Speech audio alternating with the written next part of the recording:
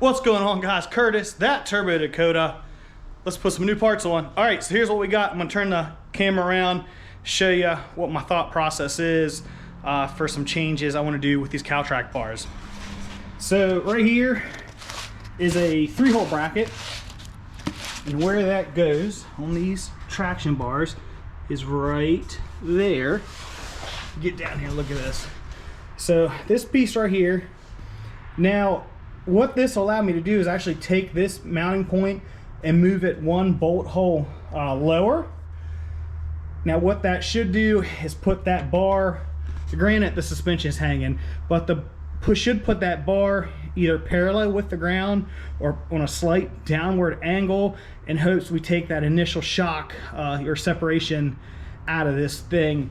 Now typically on the Dakota, if you get these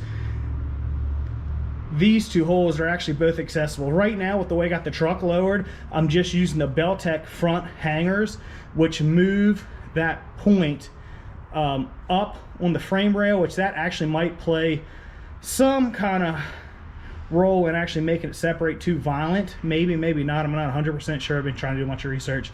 But anyway, because it's taking that point and moving it up, which in turn lowers the truck, this very first hole is actually useless because it hits on the back side. I don't know if you guys can see up in there. Here's the bracket and hits, which we're not going to use that anyway.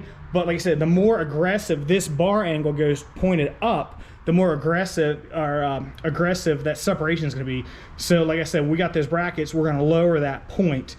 This is just the standard set of cow tracks for a Dakota. Typically they don't come with the 3-hole job. That's for a little bit bigger a truck, but you can order the brackets by themselves. They're like 92 bucks. So to do that, I actually have to unbolt this from the frame. So that's what I'm working on now. I got to unbolt this from the frame, swing it down to be able to get this bolt right here out. And we'll swap these brackets out and make sure everything is looped up. So I am going to get after it. See you guys in a bit. One side down. Of course, I can't adjust them up until I get the truck back on the cribbing over here. Can we just talk about what a pain in the neck this is to do on the ground? I mean, I guess it's better than doing it outside. I shouldn't complain, but yeah, a lot of back and forth and rolling around and this, that, and the other. But everything moves nice and free, so that's always good to know. You know, when I took it apart, nothing was seized up. That is one of the secrets to getting your suspension to work. It has to be able to move freely. But yeah, driver's side done. I've already started on the passenger, so I'm working on getting that knocked out. And once we get that knocked out, we'll put it back on the cribbing. Anti-roll bar adjustment, we're gonna readjust that. We're gonna readjust these bars. So let me get back after it. She's all finished. All we gotta do is adjust everything. Basically, I get somebody, one of my friends, to sit in the truck. What I like to do is we'll adjust these things till they touch the leaf spring. I don't know if you guys can see that. It's kind of dark. Right there.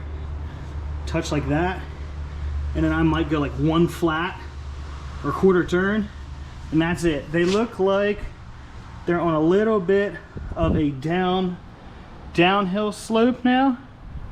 If you guys can tell. Again, I know it's dark in there. Just ever so slight downhill slope, which is exactly how I hoped that would come out. Again, that way it's pushing that pressure more forward. Not allowing that thing to separate is hard. So I gotta get a buddy over here. He's gonna sit in it, and then I'll show you. I think we're gonna. You can get underneath with me. I'm gonna show you how I do it. Then after that, let's see. So today's Monday. Tuesday I have the new turbo housing coming in, so we're gonna go ahead and swap that out. I'll pull the divided one off. We'll look at it and we'll swap that around, and then we'll go from there. So I'll see you guys back in a couple days. All right, so I want to show you guys something real quick. I think I talked about it. I'm not sure. Sorry if I'm being repetitive. So truck's down on power after that last track outing. If you watch that video, driving it around, I noticed as a wastegate open just turned down 8 or 9 pounds, I could hear like a slight misfire, and I'm like, okay, well, you know, pull the plugs out on the driver's bank. The couple of them look weird, so I proceeded to pull the spark plugs out of it, put my meter on it. A couple of them I was getting readings, they're kind of jumping around, then actually 2 of them wasn't getting anything at all. I'm gonna flip the camera around and show you what I found. fact, let me turn the light on. Okay, so these are MSD universals. Look at my other videos. I actually put them together. Now, when you put them together, I crimped the end that goes on the distributor, right? They came with straight boots on them like this. MSD crimped this part. So what I found was the center core wire is actually just laying in there. This one, you can see it's barely even touching. It pretty much goes for all of them. I don't know if you guys can tell, but they're really not in there. Now they're advertised so you can actually bend them and put a little angle on them. At least that's how they're advertised. I don't know if bending them pulled it out. I'm just gonna tell you that there was crappy crimps from MSD. So I'm sure that's where our misfire is coming from for sure. And most likely that's where our loss of power is coming from, is we're losing that spark energy. Now flip it around. So this is the side I did. I mean, you can see, if you can see the conductors down in there. See if you guys can see that. If you can see that. But the center conductor coil wires down in there crimp really nice and tight. And that's not going anywhere, right? It's going absolutely nowhere. It's just like it's supposed to be. So what I did was I ordered new ends. So I'm going to snip these things off. We're going to snip them off. We're going to re-crimp them. I got that stuff coming. So that stuff is on its way. Another thing I want to show you real quick is my turbo housing showed up. So this is actually not a precision piece. It's aftermarket. It's an AGP. This is an open housing. It's a 1.25, which precision doesn't even sell on that big for the 67, 65 Gen 2. The biggest one they sell is a 0.96. This is my original, the small turbo that we ran on the truck for 8 years. This is a Gen 1 67, 68. I'm going to show you the difference in that rear housing. If you can tell, that's a big difference. Definitely. So I'm hoping that'll help with back pressure. Granted, and this is the divided, that's actually a precision divided unit that came on that little turbo. I can't remember what that thing is. It's a smaller one though. Maybe a 0.84, maybe. Now the one currently on the truck is a divided 1.15, I think. But we're going to put that on there too. Hopefully, maybe that'll help us with making some power. But like I said, this is what, Wednesday. So hopefully by this weekend, I'll have all this stuff straightened up and we'll get this thing running. I'm also going to pull the plug wires off the passenger bank and we're going to check them. But actually, all to do is when we do that, I'll turn the camera on and we'll check them with the meter first. We'll ohm them out. And then we'll throw some WD-40 on there, slide all the boots off, and we'll look at it together. But it is indefinitely what would be causing a loss of power and losing that spark energy. I mean, you figure that spark's going to jump out of that core, possibly jump a gap to get down in that spark plug. And obviously that's what's giving us our little bit of flubbering around, our miss on probably a couple of different cylinders. But yeah, like I said, Wednesday, I'll see you guys back in a couple of days. All right, I want to show you guys something while I do it. Driver side's done. As I'm finishing them, I am taking my meter and checking each one, but I want to show you like just at least one of them from the passenger side. So I'm going to set you up so you can look at my meter as this thing jumps around, and I'll show you again what I think the problem is. So I'll move this here. We're going to move this down right there. Okay. You see my meter, there's my leads. There we go. So that's that. What I'm going to do is I'm going to put one in here like this and the other one in here like this. I'm going to hold pressure on them. So I'm holding pressure on the metal. Like I can physically feel the leads touch the metal. See how it's jumping around? And then as I move it, I know I'm not in frame. See that though? Jumping, it should not, oh, then you see it's actually break. And again, I'm touching the metal the whole time. So that shouldn't do that. That is not a good deal. So let me pull this one off. So what we'll do is we'll put this over here. All right, we'll put this over here. I'll show you, I'm gonna do this, a little bit of that. Let that WD-40 get down in that sucker. just for a split second. I'm gonna step out of frame for a minute. We're gonna pull the plug wire through, just like that. And again, see how it's jumped up out of the center? It's not even down in the groove, if you guys can see that core wire. So that's no good. So I'm gonna take this thing, we're gonna snip it off flush, just like that.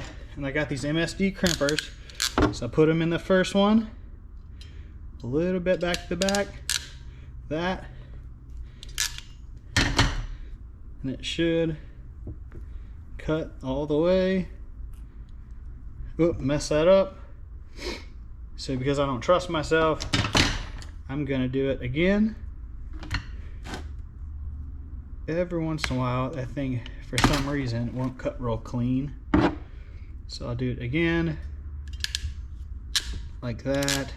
I might turn it 90. I tell you what, I'll turn 90. We'll do it again. Pull it off like this. I'm gonna come around the back side, you guys.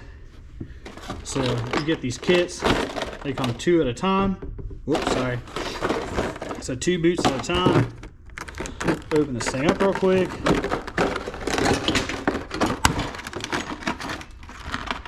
So the first thing you do is the core wire is buried down inside there. So you hold this thing at an angle so that wire's down inside that groove. Come back with the crimper. Right, it's like there. See how I'm holding it down there? Like that. There. And then what I'm gonna do is I just take pliers and I just bend that just to kind of help it. Put it in here, and now we're gonna do the M crimp on the insulation. So right there. And there's the M crimp. Did an okay job. And then I've been going back through and just rechecking this piece like that. And I might do one more. And then that's it. And then it's actually buried down in there. I could have done a better job with this. See how it's pinching a little bit, but that'll be fine because it's really just to hold the insulation still. But you can see that core is buried in there, and if I take this pick, try to pick it out, it is not. Like, it's actually in there like it should be. Let me go ahead and put the boot back on. I'm gonna do the rest, and actually might fire it up real quick. See you in a minute. All right, all plug wires are done. Time to swap this exhaust housing out. So I'm gonna have to, I'll probably pull the downpipe out. I'm gonna see if I can cheat it. So I'll pull the downpipe out,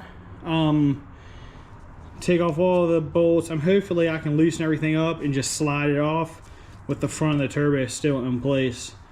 But I'm gonna get after it, then we'll come back. Actually, we'll do a we'll do a side-by-side comparison. I just wanna show you guys what we're working with as far as AR size and all that fun stuff.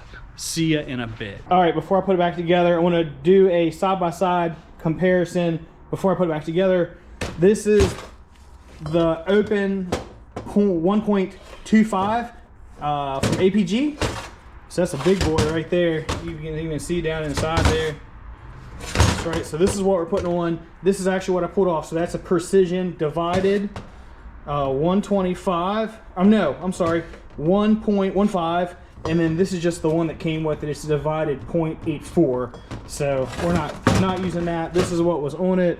But you can see like the difference. I don't know if you guys can pick up on it, but this area right inside here. So there's a huge difference in size in that sucker area. So hopefully this will just help relieve back pressure. But yeah, open. So I'm gonna go ahead and put that thing in. See you guys in a bit. Well, old girl's back up and running. New turbo housing's on. So I'm just letting it burn off everything, all the oils and stuff. And for now, that's it.